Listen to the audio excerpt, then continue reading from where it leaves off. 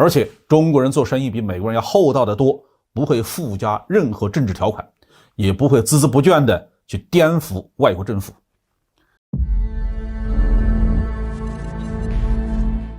各位网友大家好，欢迎来到包明说。这期节目我们说的是尼加拉瓜和中国恢复外交关系，大势所趋，谁也挡不住。前几天呢，国际外交界爆出大新闻，尼加拉瓜政府和台湾当局断绝外交关系，然后和中国大陆闪电建交。其实这件事呢是酝酿已久，美国和台湾当局百般阻拦都没有拦得住。尼加拉瓜被台湾当局视为最重要的所谓邦交国，这是因为在台湾当局当时剩下的15个邦交国当中，尼加拉瓜是领土面积最大、人口最多的一个。台湾的所谓邦交国在中美洲这个地方呢非常的集中，这与美国的影响是分不开的。人们曾经形容墨西哥的悲剧在于离天堂太远，离美国太近。其实这话用在中美洲国家身上也是恰当的。而且中美洲国家的体量都非常小，放在中国可能有的连一个县级行政单位的规模都不够。中美洲国家多数都不发达，老百姓生活水平不高。其实在上个世纪80年代的时候我们中国人的生活水平还不如中美洲，但是随着中国经济的起飞，我们的生活水平得到了巨大的改善，如今已经超过了绝大多数发展中国家，在很多方面甚至已经超过了不少发达国家。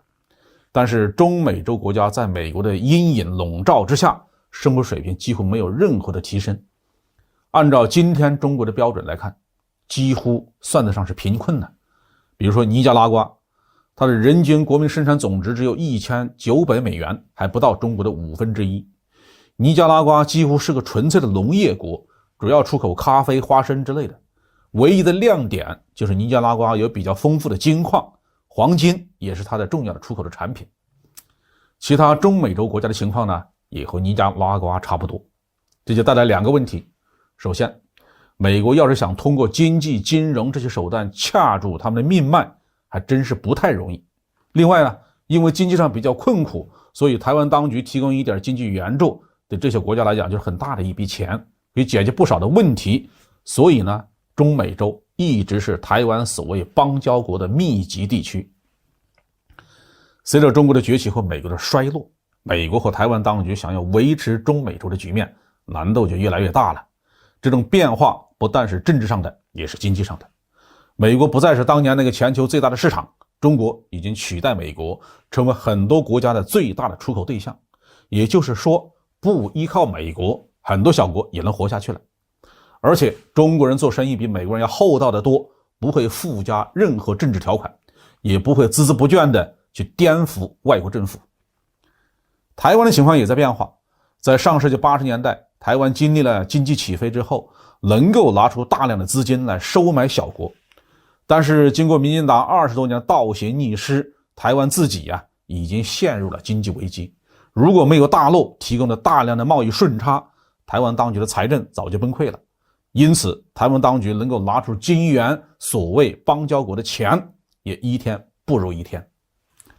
而中国大陆实力的显著增强是全世界人民都看在眼里的。中国对外援助很少是直接给钱，我们给的东西比钱还值钱，是一套一套的基础设施。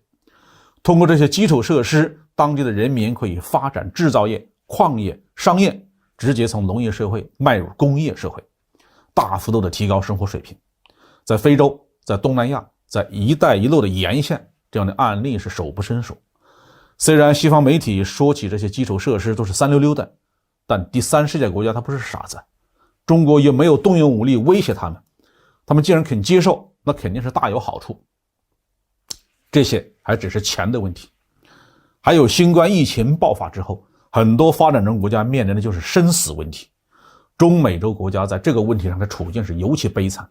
中国第一个摆脱了疫情的困扰，成功的研制出了疫苗，恢复了正常的社会和经济生活，对发展中国家有很大的示范效应。不过尼加拉瓜在前段时间因为没有和中国建交，又无法从美国和台湾当局那里获得足够的疫苗，最后选择了俄罗斯的卫星5疫苗。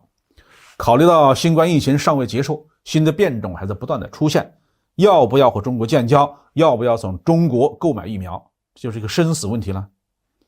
当然，中美洲依然处在美国强大的阴影之下，台湾的所谓邦交国也不会一下子都弃暗投明，但是大势所趋呢，谁也挡不住。现在唯一的悬念就是，到底是邦交国跟台湾当局断交更快，还是我们的统一进程更快？不管怎么样，祖国的完全统一是一定要实现的。